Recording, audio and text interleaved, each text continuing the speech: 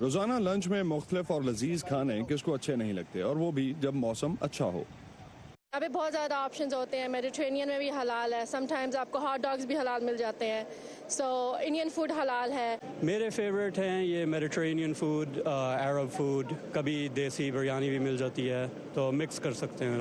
Ayad فلسطین سے ہیں اور انہوں نے تقریباً $50,000 کی سرمایہ کاری سے 5 سال پہلے اس کاروبار کا آغاز کیا۔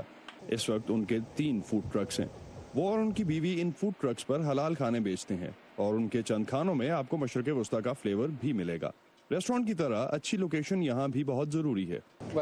یہ بہت مشکل ہے کہ آپ کو اچھی لوکیشن ملے، جیسے کہ آج میں لفان پلازا پر ہوں اور یہ لوکیشن کسی لاٹری سے کم نہیں۔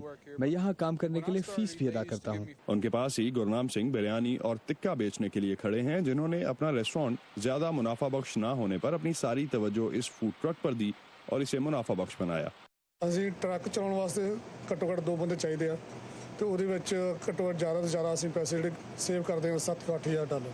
On each truck I have 3 employees. ہر ٹرک پر میرے لیے 3 لوگ کام کرتے ہیں جو صبح 9 بجے سے 3 بجے تک کام کرتے ہیں، لیکن میرا دن صبح 5:30 یا 6 بجے شروع ہوتا ہے تاکہ سب کچھ وقت پر تیار ہو سکے۔ Some people will put French fries inside, but here people don't like French fries inside.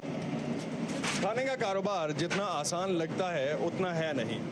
اس کاروبار میں ان لوگوں کو صبح 5 بجے اپنے دن کا آغاز کرنا پڑتا ہے اور رات 9 بجے تک یہ لوگ کام کرتے ہیں۔ The middle of the month business is مہینے کے وسط میں کاروبار اچھا ہوتا ہے، خاص طور پر جب موسم بھی ٹھیک ہو۔ 100 ڈگری فahrenheit میں بھی کام کر رہے ہوتے ہیں، لیکن اس موسم میں کسٹمرز بہت کم ہو جاتے ہیں، حتیٰ کہ کئی بار آپ کو اپنے ملازمین کو جیب سے ادائیگی کرنا پڑتی ہے۔ لیکن اس کے باوجود اس کاروبار میں مقابلہ بڑھ رہا ہے۔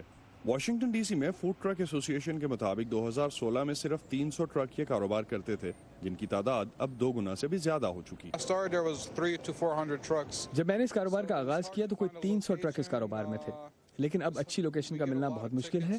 ہمیں بہت زیادہ جرمانے بھی کیے جاتے ہیں اور اس کاروبار کی ریگولیشن بہت سخت ہے۔ فوڈ ٹرکس کے کاروبار کے مسائل اپنی جگہ، لیکن جو بھی یہاں اچھا کھانا بنا کے کسٹمرز کا ٹرسٹ ڈیولپ کر رہا ہے، اس کے پاس کسٹمرز بار بار جاتے ضرور دکھائی دیتے ہیں۔ اسد اللہ خالد، وائس آف امریکہ، واشنگٹن۔